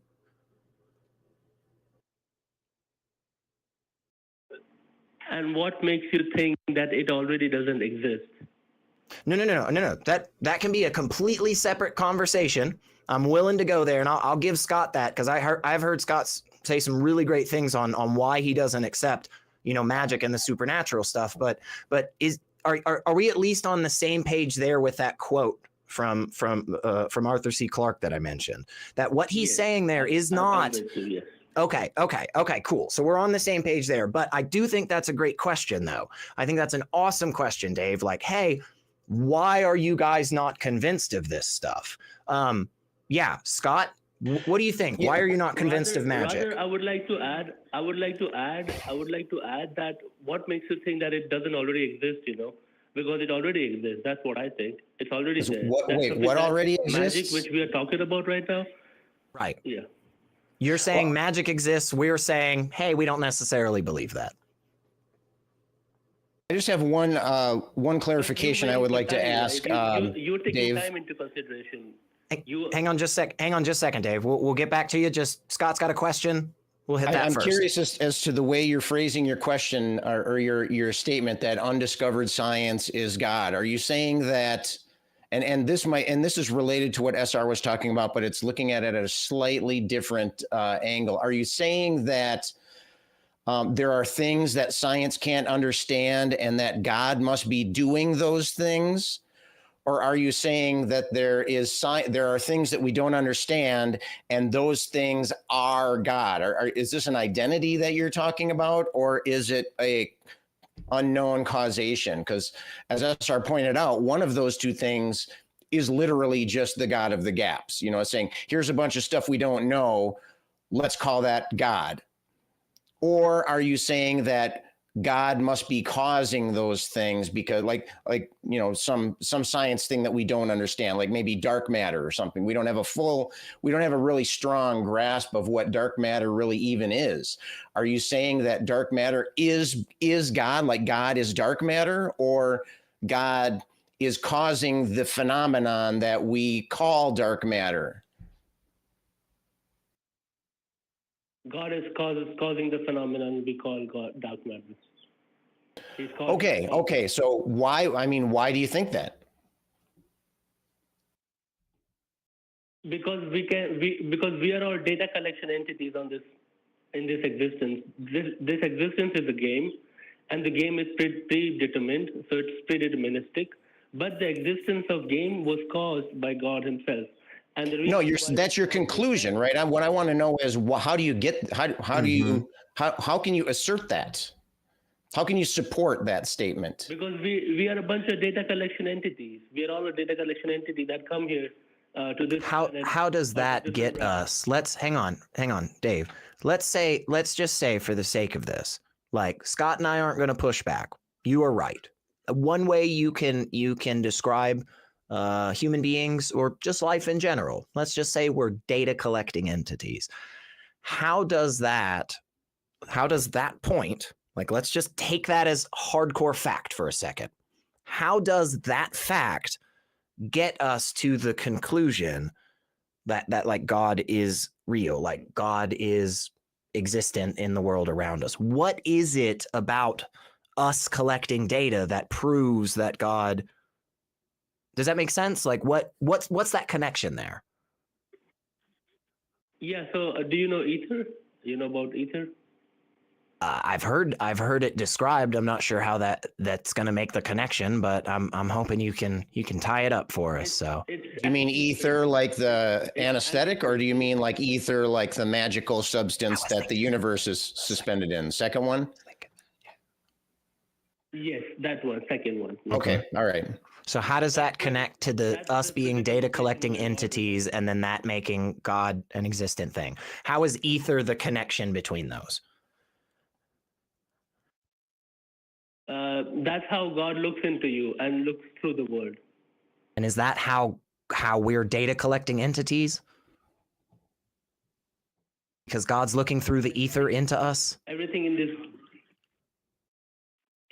like ether is everywhere, and you can he sees all of the reality through that. So let's try again, Dave. I know that it can be difficult. I know that it can be difficult to stay focused on this, especially when I think we're not really clear on the terms that we're trying to hash out. It sounds to me like what you're saying is that human beings are data collecting entities. And because of us collecting that data on a regular basis, that shows us undeniably that a God must exist. Now, I personally don't see the connection to that, just the same as if Scott were to tell me, hey, Elliot, bees are a data collecting entity. And bees existing and being a data collecting entity proves that unicorns fart universes. I don't see the connection between those different things there. You brought us, hang on just a second. You brought us ether as being the connection, but I still don't feel like we have made any progress on this. So I want to start all over and I want to go back to this. How does us being data collecting entities show that a God must exist? What is that connection? Help me out. Because we both accept the fact that we are data collecting entities, right? We accept that. Sure. Now, if any data collecting entity, if I put it on a particular frequency, like on a real frequency, like a physical frequency, then that data collecting entity will start behaving differently. You still haven't made the connection, Dave. You still let me help you out. And just for funsies' sake, you're going to hear a beep because I'm muting you, because I know you were talking through that whole time just a second ago. I don't know why you were, because when you're doing that, it's very difficult to hear. So I'm going to break this down real simple, okay? Real simple here. If I say to you, Scott, oh, hang on. Sorry, crew. I'm so sorry. I know I teed that up wrong. Scott, I'm going to present you with something here, okay? And I want you to help me out and tell me if this makes the connection. Human beings are data collecting entities. This proves that a God is real because God makes data collecting entities. We know for a fact it is true. God makes data collecting entities. We are data collecting entities. Therefore, God exists. Does that at least make sense? Like, it's a bad argument. It's fallacious on many fronts, but that at least has a through line for it. Whereas the other thing we've gotten so far, Dave, just has been complete non sequiturs. Like, is that fair? Like, if Dave said that to us, Scott, could we say, hey, we've got the connection? In a way, yes. I mean, but in another very real way, you're putting the cart before the horse. Right. I mean, it is fallacious. Yeah, but at least we understand the connection. Whereas currently, I genuinely have no idea how we get from us being data collecting entities to God existing. And again, we're not actually accepting that. We're just saying we're granting it for the sake of this argument so we can move on. So one more time, Dave, I would really want to know this connection. So again, the example I gave was if you said human beings are data collecting entities, God makes data collecting entities, we are data collecting entities, therefore God exists. Like that is fine. That's fair. It's still got problems and we could touch on that, but at least there is a connection. So at least there's some meat there that we can grab onto and discuss. Right. So I'm going to shut up for just a second, but you're going to hear a beep It's loud. I'm sorry, but now you are back on. What is that connection for us, Dave? Help us out, please.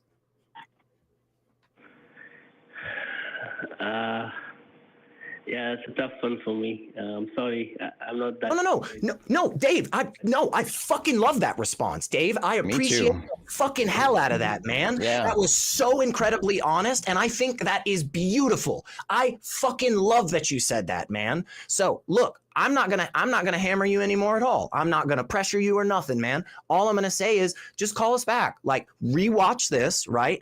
Listen to it again, go, oh, you know what? I do have this great fucking argument. Hell yeah, man. Like, and bring it back to us, okay? Like, that is awesome that you said, you know what, man?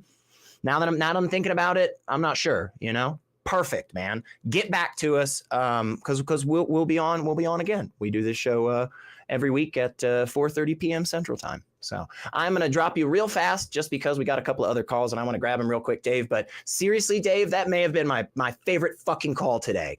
Yeah, I agree. I appreciate the hell out of that. That is awesome. And again, back to, I always love to point inward before I'm pointing outward, right? And I want to say, us too, man. If you guys see us out there and we're not able to take that epistemically humble stance there when we truly don't know something. I mean, you hold our feet to the fire. You let us know. But when we don't know something, it is the right answer to say, I don't know. And let's go investigate. You'd be doing us a favor because that's how we get better. That's how we get better. That's right, man. Yep. So with that, let's go to Mississippi real quick. We're going to talk with Tom. He, him is an atheist. Wants to talk a little bit about the Catholic Church real quick. Well, yeah, man, we got a quick second for you there. Tom, you're chatting with Scott Dickey and SR. What are your thoughts on that? Well, first of all, it's gonna be really boring after the last two calls, which really that's all right. It'll be just fine, I'm sure. Yeah. So the 32nd roundup of the Catholic Church since Vatican II produced some genuinely impressive documents, but didn't result in much change. Let's whiz along to John Paul II, who made all kinds of apologies, who made all kinds of nominal ecumenical outreach. Nothing much changed. Benedict, well, I think if anything, he kind of drove things a little backwards. Francis looked really promising, but again, nothing much changed. And it was really obvious in his case because he would say something about, say, homosexuality that sounded very progressive. And then 2 days later, the Catholic Church would come out with an official pronouncement, walking everything he said right back. So, prior probability here would indicate that not much change. That's the highest prior probability, not much change. So when looking at Pope Leo, I wouldn't be hopeful. And I think the reason is that we're talking a very large institution with a very long, very deep, and very broad institutional memory.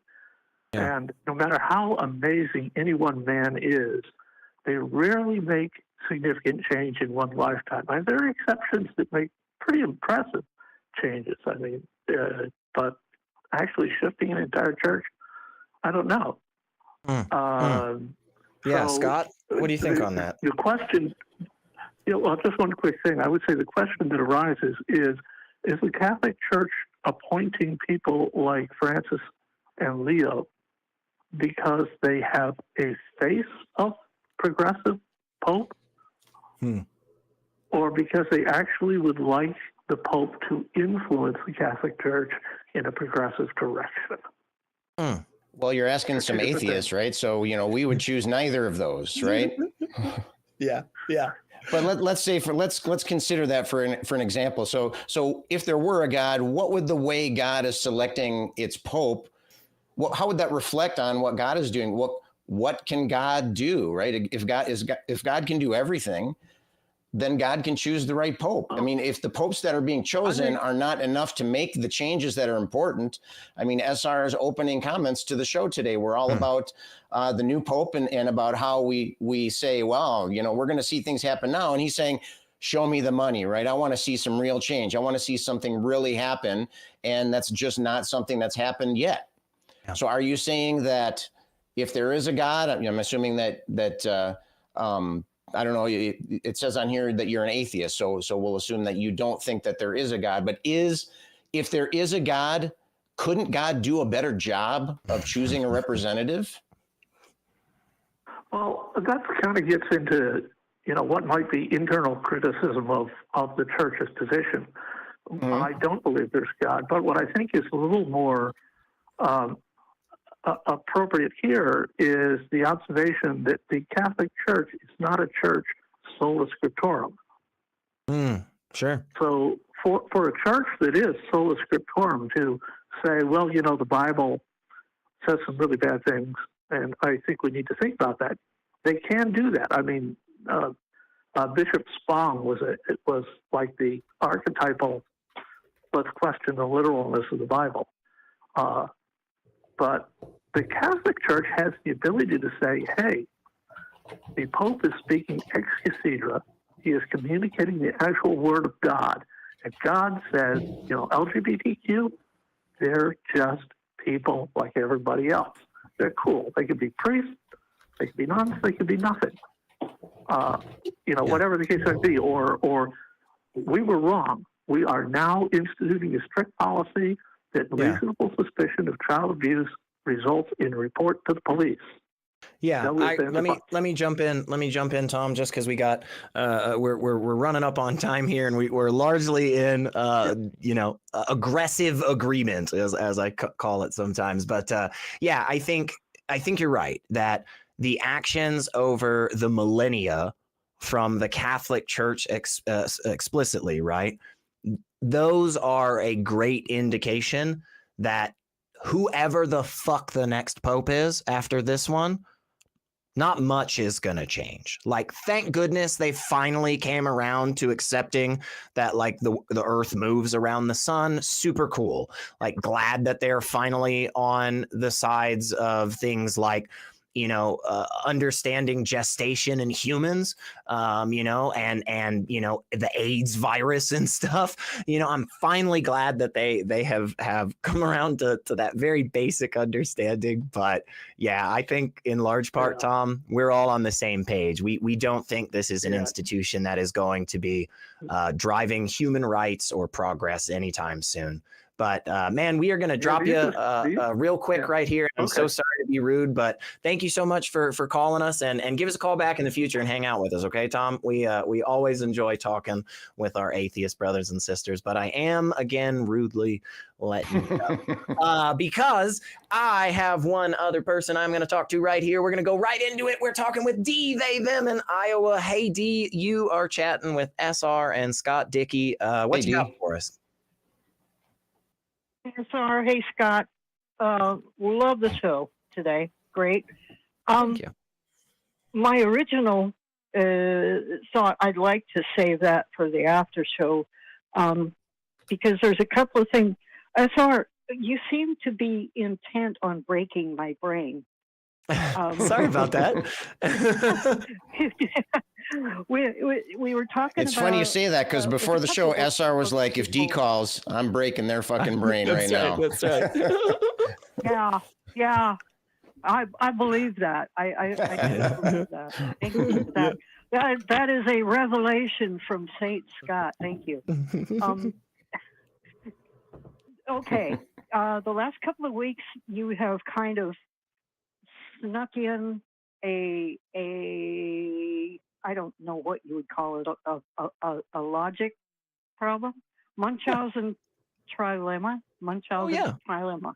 Yeah, we talked about it today a little. Yeah, and I was kind of able to follow last week and this week your explanation of it, but it was still I was still confused, so I Googled it. Yeah. And that didn't help. that didn't help at all. It's a lot of big words. Because it seems to me, if I'm understanding it correctly, it is not solvable. That seems to be, that seems to be kind of where we're at is the problem. And this is why I don't really take very seriously the pushbacks and the arguments from the believers when they say things like, well, logic can't answer everything, or, you know, you have to have something to ground your logic, or science doesn't have all the answers, that type of stuff. Because we all, if we are honest and we are epistemically humble, right, when coming to our conclusions, we all have to bite the bullet that we are standing on air, that every single one of these methodologies at their core does not have that hardcore, solid bullseye proof that everybody seems to ask for all the time. Now, JMike said this earlier today, though, in the you know, how do you know that you know type of thing, right? What he's kind of getting at there is, I don't really know that that's a thing. I don't know that anybody can ever do that. You know, we talk about this, you know, solid 100% certainty as if it is attainable. But I don't know that I have ever even seen an instance where somebody shows me that it's possible, in large part because of this that you're stumbling onto right here, Dee, at the center of everybody's fucking understanding of everything in the universe. There is this really, really deep black hole that apparently we just cannot seem to get over yet. The cool thing, though, is that just because that is the case does not prevent us from actually understanding things about the world. It does not prevent us from making progress on difficult scenarios. And that's where JMike and I dived right into the whole concept of, hey, you know what? Let's evaluate your system and my system. We both know at the end of the day, we're standing on air. So we don't need to worry about that anymore. You have an infinite regress. I have an infinite regress. You have presuppositions. I have presuppositions. You know, you have a coherent system within itself. I have a coherent system. They're all on the same equal footing. And what we do from there is we go out in the world around us and we attempt to put that understanding, that methodology into practice. And we look and see what the explanatory value is and what other pitfalls arise. If we have one pitfall in our methodology and the other one has 5, ours wins. That's the game. That's how you play. If we both have one pitfall, but yours has all of this inability to explain stuff, ours wins. Again, that's the game we're playing. Now, I doubt that is going to be the end of it, Dee. I guarantee you're probably going to wake up in the middle of the night over the next week and just be like, fuck, what does that mean? How do we do this? Like, I don't understand that. Just keep reading up on this stuff. It is weird, but I think it is something, honestly, that is super, super cool. And hopefully something that gives us all a little bit of humility, right? Because when we really do find at the end of the day, like, hey, man, a lot of this, we are just standing on air, right? We stand on the shoulders of giants who stand on the shoulders of giants who stands on some turtle who's standing on fucking nothing. That's apparently the world we're in, you know, but that's okay. And in fact, diving headfirst into that space, I think, is the only way that you ever actually get any progress there. So I know I rambled for a little bit, Dee, but hopefully we got something out of that. And then, we'll just have to keep talking about it. So I would just add to that, I mean, whether it's a physical impossibility or maybe even a logical impossibility, we can't have direct access to the foundational elements of the universe. That's just not something that we are able to do. And so we have to take things, we have to consider things like SR was just talking about. And that's where Occam's razor comes in too. We can use that to, sometimes it can be difficult to compare two explanations of something, or it can be difficult to compare, two worldviews and that kind of thing. But if one of them makes assumption A, and the other one makes assumption A plus some other stuff, then Occam's razor pushes us one way in that equation. And so when we hear somebody saying things like one of our earlier callers, Arec, said, it's unfair to use reason when you're arguing, when you're trying to criticize faith. Well, reason is the relationship between truth values of different statements. And so if you're not concerned about the truth of the statement, then what can you use? How can you approach that? And so in order to make any kind of argument at all in any way, using any tools whatsoever, you have to start with some kind of logical foundation there, just because as a practical necessity, we can't have this discussion unless we agree on things like language and things like that. And so the same thing goes for logic. If we're gonna make an argument about something, then we have to have some kind of foundational basis to build on. Now, we can't use that foundation to prove that the foundation is correct and accurate, but at least we can have the discussion and at least we can move forward. Now, we have a pretty good track record, I think, of using things like logic and reasoning in order to determine the truth values of things.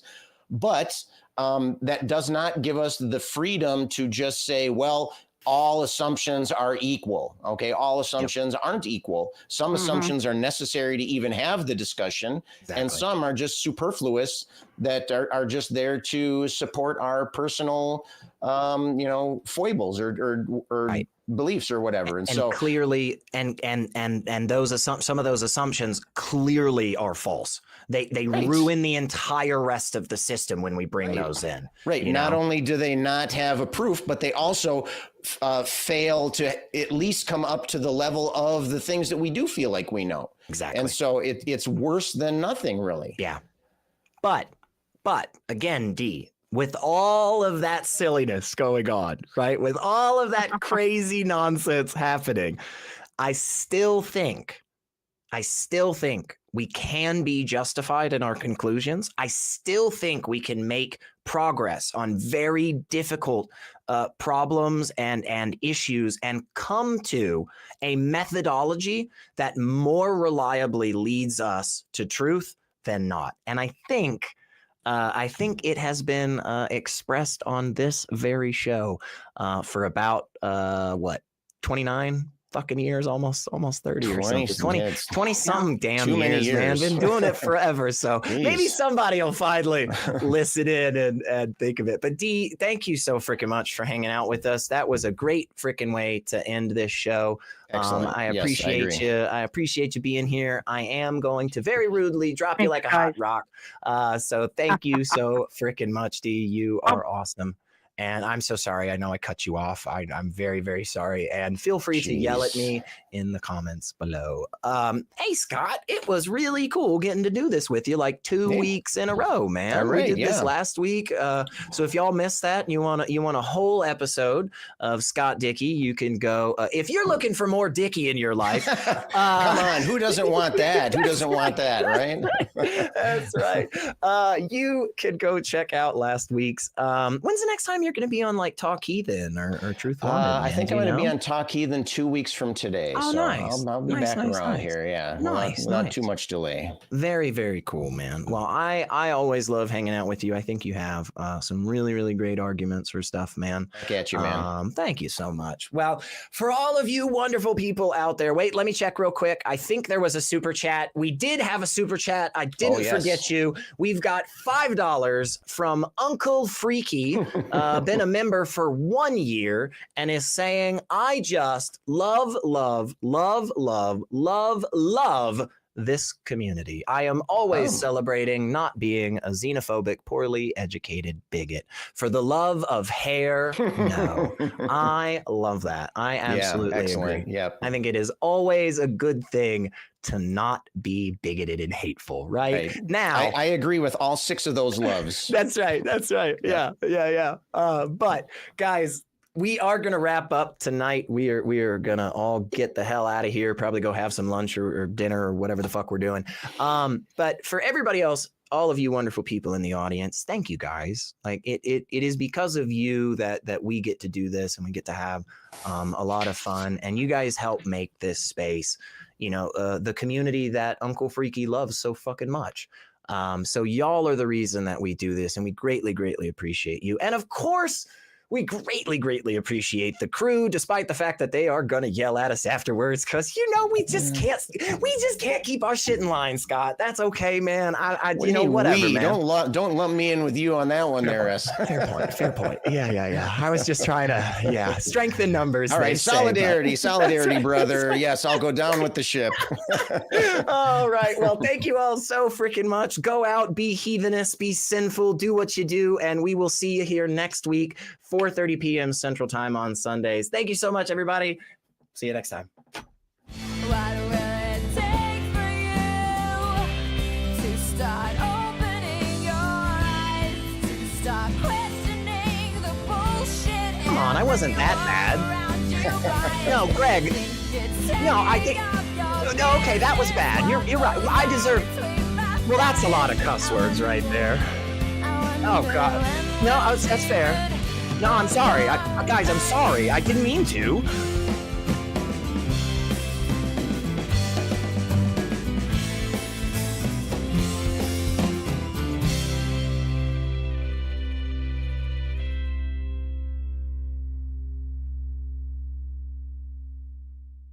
Watch Talk Heathen live Sundays at 1 p.m. Central. Visit tiny.cc/YTTH and call into the show at 512-991-9242 or connect to the show online at tiny.cc/callth.